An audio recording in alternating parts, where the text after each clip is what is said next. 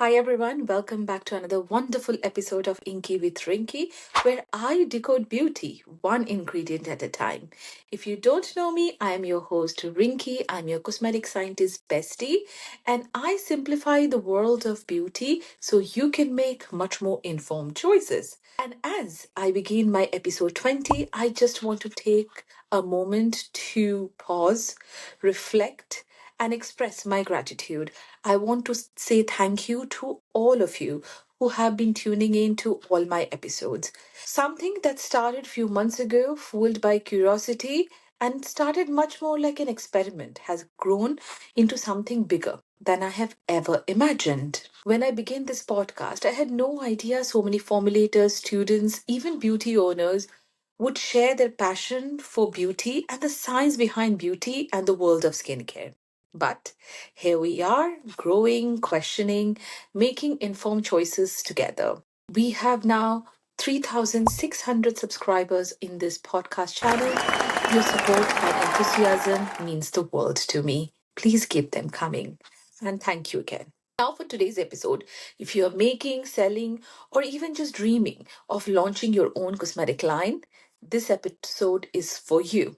If you are an international brand and thinking to market expansion to the UK, keep watching. And if you're a student just trying to tip your toes in the world of beauty, but you have no idea what UK regulation for cosmetics entitles, don't worry, I got you covered. But first, let me ask you something, a very important question. Every single thing in it. If you picked up your own skincare product today, the one even you formulated or love, or it is from your favorite brand, would you trust it? Not because of the brand, but because every single thing about it, from the ingredient list to the safety, is it rock solid? Or be honest, are you hoping that no one would actually look in details? Today, we are talking about something many brands, even big and small, get it wrong sometime. That's cosmetic labeling in UK. What does the law require? Do brands ever slip up? And why it is getting right is not an option, rather its importance. Why compliance over perfection is very important because it's about credibility, consumer trust, and longevity. Grab your favorite skincare, makeup, or even your favorite drink, and let's take a hard look together at those labels. And let's ask yourself, is it truly compliant, or are you just rolling the dice? Let's get into it. So, for first segment, let's be real. Cosmetic labeling is not about slapping the name of your brand on the jar. It's legal, ethical, and strategic move that can make or break a brand. Yet most startup and early stage brands get it mixed up. And even sometimes big brands get it wrong.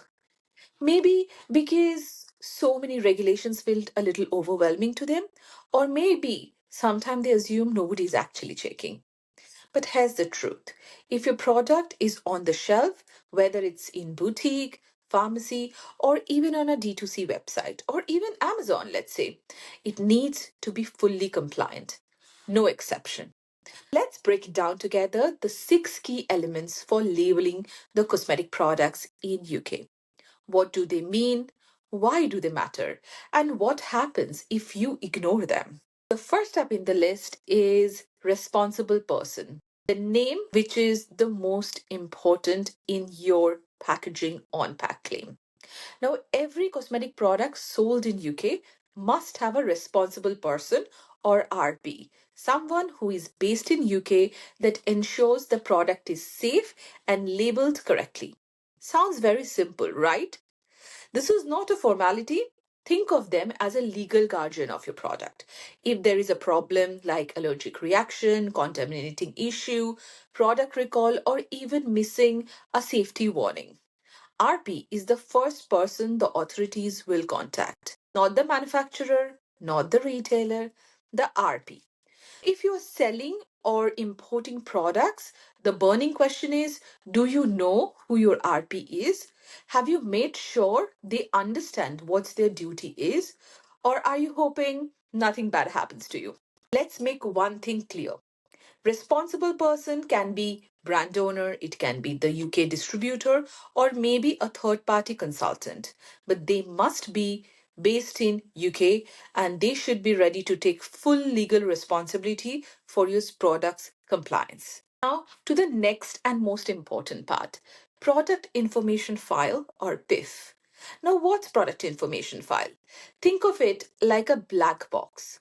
PIF is your product's permanent record. It includes a full ingredient list to exact concentration, safety assessment, manufacturing details, providing quality control, and evidence that your product meets regulatory requirement as per UK guidelines.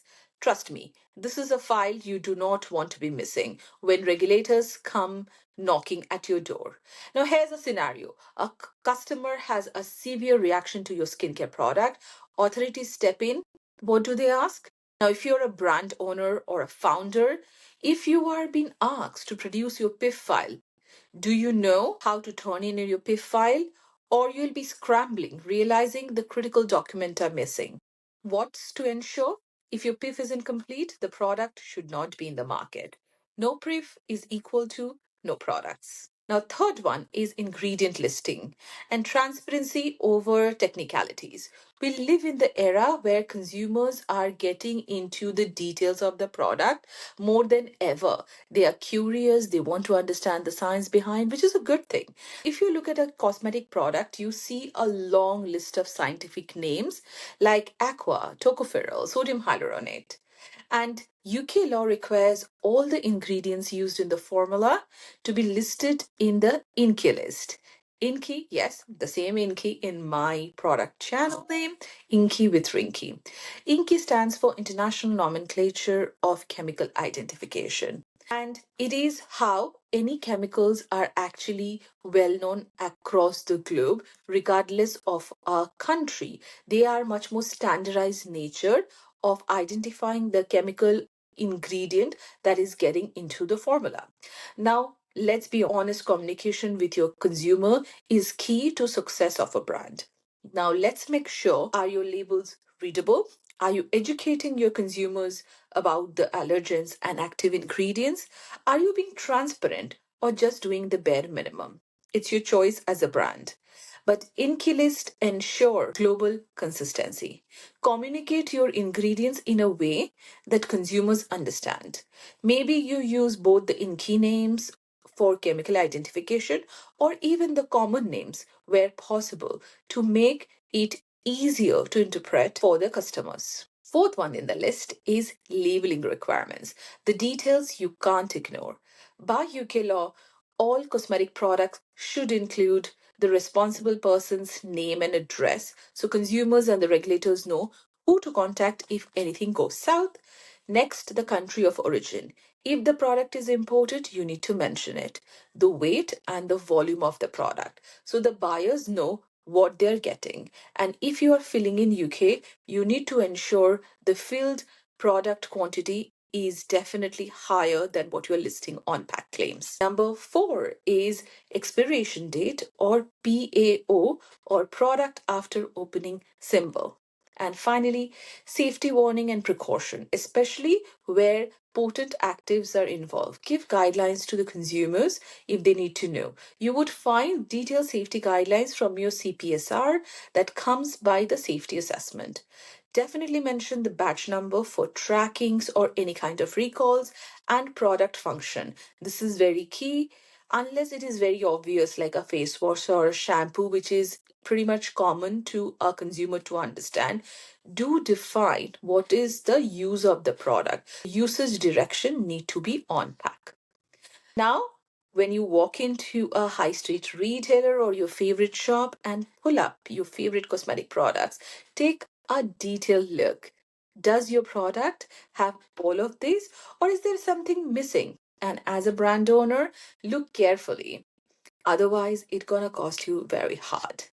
Missing up important information in the label is not an oversight. It can lead to fines, recalls, even product bans. Take a hard look. And finally, once your product is ready to be sold in UK market, you need OPSS notification.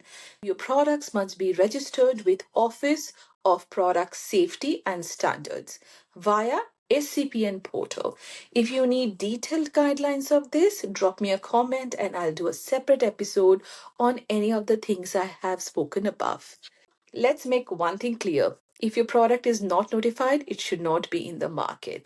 Skipping this step and notifying the UK authority that the product is coming to the UK market is illegal. So never skip the step. And one more thing that I personally feel is more and more founders and early stage brands should know, and that is serious undesirable effects or UEs.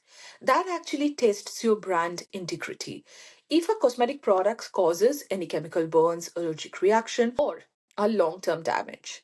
If a cosmetic product causes chemical burns, allergic reaction, or a long-term damage, the brands must report it to OPSS. Beyond this compliance, ask yourself, are you seriously tracking all the consumer feedbacks? Are you reformulative if something is not working? Are you hearing to your consumer? Or are you brushing off the complaints? Because ignoring the problems won't make the problem disappear, but it will make them explode, and regulators and the authorities will come chasing at you. Worse, the consumers will bring them to light and they would lose the faith in your brand. Please make sure transparency builds trust. Something wrong, own it and fix it before somebody else forces you to do it. And finally, at the end of the day, cosmetics regulation exists for a reason. They protect the consumers. You and me are also that consumers, and all the products we are using, we want to feel protected and we want to feel safe using the product. They separate all the regulations separate serious businesses from the risky one. I'll ask you one last time. Are you truly compliant or just hoping no one would actually check? Or are you just hoping no one would actually check? Because hope is not a strategy. That's all for today's episode of Inky with Rinki. If this episode made you think again, rethink your approach, share it with someone who needs to hear it. And as always, send me all your questions. I am happy to answer them all. I have been working in the beauty and personal care industry for 14 years, launched products for all different sources shampoo, face wash, body wash, makeup, you name it, I have done it. If I have faced an issue and I can help your problem, I'm always here to help. Keep your questions coming and I will tackle them all your questions, all your queries in the comments or in upcoming episode. If you want me to detail any of the section I've spoken, leave them a comment and I'll get back to you. Until next time, I will say goodbye for now. Stay compliant, stay ethical, and stay informed. See you next week. Bye.